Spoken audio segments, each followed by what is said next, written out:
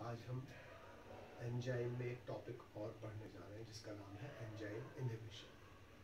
What is enzyme inhibition? Enzyme की activity का reduction या स्टॉपेज, यानी कि उसका कम होना या खत्म हो जाना या उसका बंद हो जाना।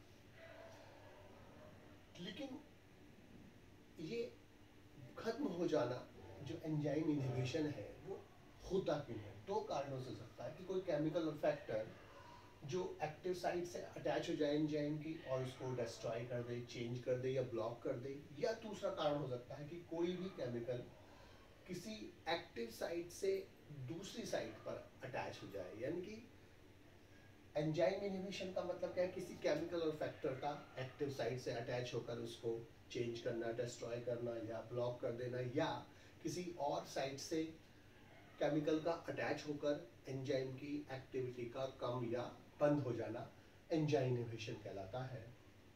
और जो सब्सटेंस एंजाइम की एक्टिविटी को कम करते हैं या रोक देते हैं या स्टॉप करते हैं वो कहलाते हैं enzyme inhibitors.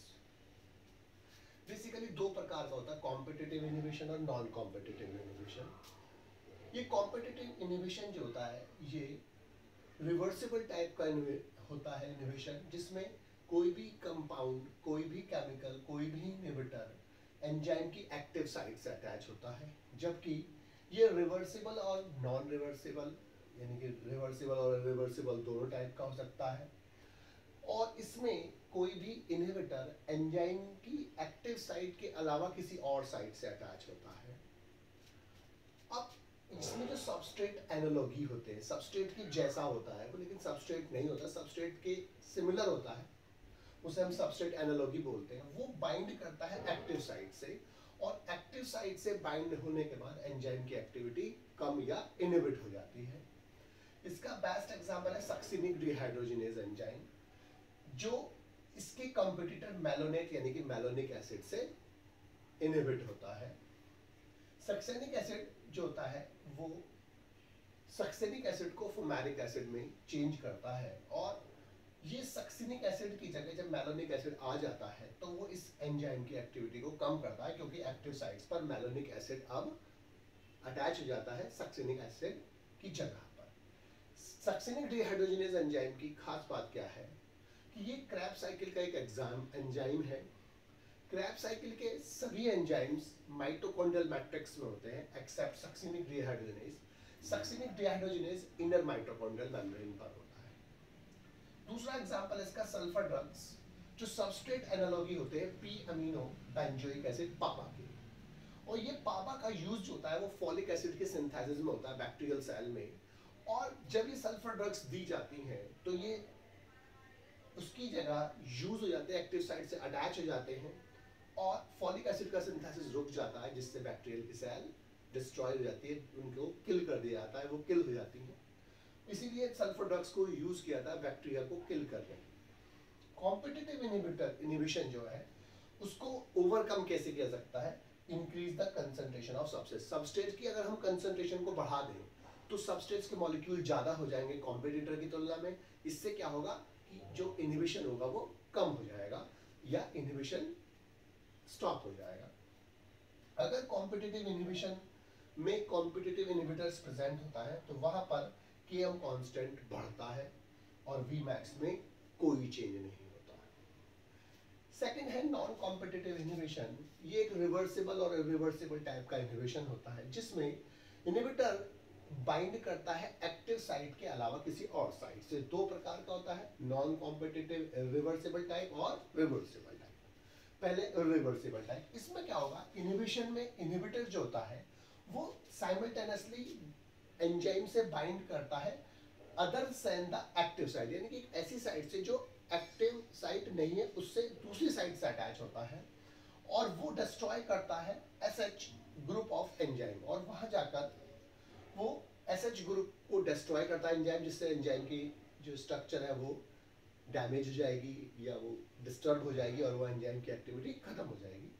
Example toxic metals हैं, सीओ है, साइनाइड पॉइजनिंग है साइटोक्रोम्स की, वो उससे अटैच होकर एसएच ग्रुप जो होता है उसको डिस्ट्रॉय करके एंजाइम की एक्टिविटी को, एंजाइम को डिस्ट्रॉय करते हैं, एंजाइम की एक्टिविटी जिससे कम हो जाती है। नॉन कॉम्पिटिटिव रिवर्सिबल टाइप में क्या होगा कि जो इनहिबिटर्स होता है वो एलोस्टेरिक साइट से अटैच होता है, और जब भी कोई प्रोडक्ट जो है बायोकेमिकल रिएक्शन का, वो उस एंजाइम के एक्शन को कम करता है या रोकता है, इसको हम बोलते हैं प्रोडक्ट या फीडबैक या रेट्रो इनहिबिशन। यानी कि जब भी कोई प्रोडक्ट या कोई इंटरमीडिएट कंपाउंड उसी एंजाइम्स को इनहिबिट करता है जिससे वो बना था, उसे हम क्या बोलते हैं, फीडबैक और रेट्रो इनहिबिशन। जब कोई प्रोडक्ट बाइंड होता है एलोस्टेरिक साइट से, तो एलोस्टेरिक एंजाइम जो होता है वो इनहिबिशन शो करता है, तो वो नॉन कॉम्पिटिटिव होता है, रिवर्सिबल होता है और एलोस्टेरिक इनहिबिशन होता है। तो नॉन कॉम्पिटिटिव एंड रिवर्सिबल है। जैसे inhibition of hexokinase by the glucose 6 phosphate.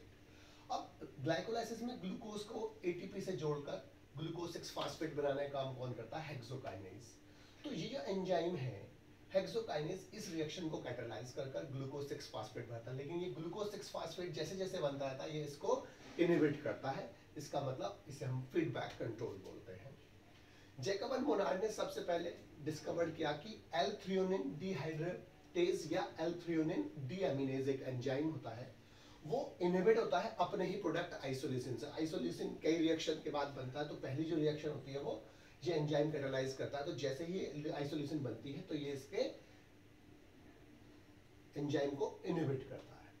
इस प्रकार के इनहिबिशन में जो केमिकल और प्रोडक्ट जुड़ता है एलोस्टेरिक साइट से, जिस साइड से जुड़ता है एलोस्टेरिक साइट से, और वो उसकी एक्टिव साइट को, एंजाइम को चेंज कर देता है, जिससे अब वो एक्टिविटी या तो इनहिबिट हो जाएगी या बढ़ जाएगी।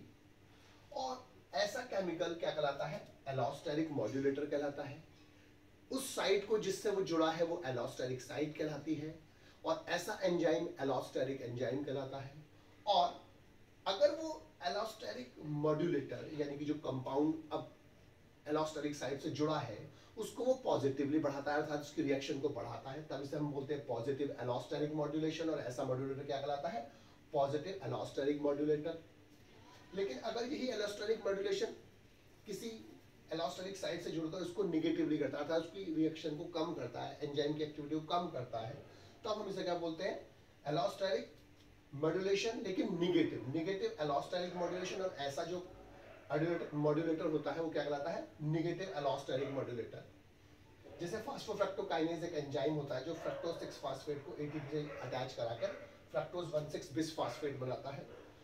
और ये जो एंजाइम है ये एटीपी से इनहिबिट होता है, लेकिन एडीपी, एएमपी और फ्रक्टोज 1,6 बिस फास्फेट को बढ़ाते हैं, यानी कि इसकी एक्टिविटी को बढ़ा देते हैं, पॉजिटिवली मॉड्यूलेट करते हैं।